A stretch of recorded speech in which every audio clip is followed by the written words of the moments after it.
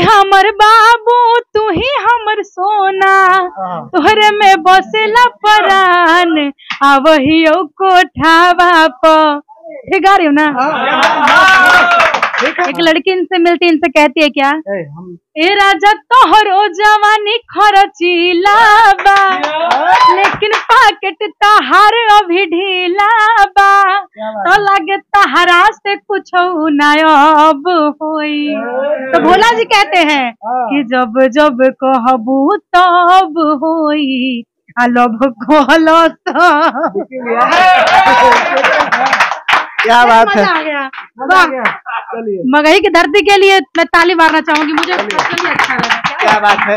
हियो नरतिया में अरे दिया सौखी भूतेला, मुझे बहुत मतलब सीखना है मुझे, मगही भाषा बहुत प्यारी लगती है। मैं शुरू से ही छपरा बोले कहा नहीं समझ पाऊंगी। देखो आज हम आये ली वो यहाँ अरवल के हम करवा में आये ली आउ खूब बढ़िया आज तिलक है। हम आए हाँ, और ओकरे में प्रोग्राम है। तिलक में आये ही केकर प्रोग्राम है पता है? में प्रोग्राम है यही विशाल गंज जी के, हमार प्रियंका तिवारी के हम ही है। का गब हूँ भोजपुरी गबहू, फिर सीखेंगे मगही तो वो भी गाएंगे। अब ये गाना मेरा सुनिए आप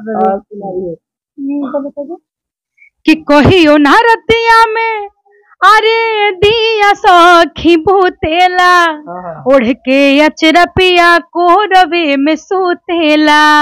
कहियो नरतिया में दिया सखी भूतेला, कहियो नरतिया में दिया सखी भूतेला, ओढ़ के अचरपिया को रवे में सूतेला। और बाकी इंटरव्यू लीजिएगा आप, जब मैं मगही सीख लूंगी तब। क्या बात है, बहुत ही हाँ, कि तू ही हमर बाबू तू ही हमर सोना, तोहरे में बसेला परान, आवहियो कोठावा प। ठीक गा रही हूँ ना? ठीक है। कि तू ही हमर बाबू तू ही हमर सोना, तोहरे में बसे हो परान, आवहियो कोठावा प। तोरा चलते चाहे जइबो जान, चुमा लेबो। भगवान, बहुत सुंदर, बहुत सुंदर। अभी एक गाना चल रहा है, कौन सा जी? एक गाना किया के गिरवी ना, वो हमको याद नहीं। प्रकाश का गाना याद है? उनका गाना हमको नहीं पता। अरवल जिला पड़ली गरनिया। एक गाना कौन सा है, क्या के गिरवी बोला आपको? अब याद पड़ेगा तो सुनाएंगे आपको। थोड़ा डिफिकल्ट है, लेकिन जो बोलता है जो उसको, लेकिन बहुत प्यारा, मुझे अच्छा लगता है। मैं कोशिश करूंगी कि मैं सीखूं और मैं मगही में गाना गाऊं।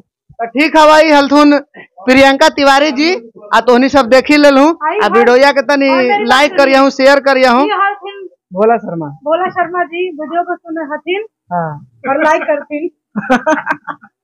तोहनी सब देखी ले लूं। आज एकदम रात भर एकदम धमाल मस्त है। अब स्टेज पर गाना गथिन, अभी एकदम मूड बनल है। विक्की भैया भी है, तैयार है एकदम बोलने के लिए।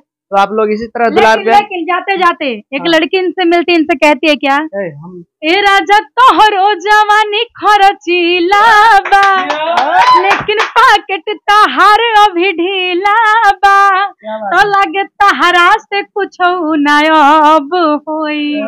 तो भोला जी कहते हैं कि जब जब कहबू तब होई, अलब कहलो तो।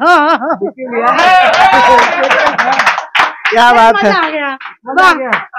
मगही की धरती के लिए मैं ताली मारना चाहूंगी, मुझे अच्छा लगा। क्या बात है, बहुत सुंदर।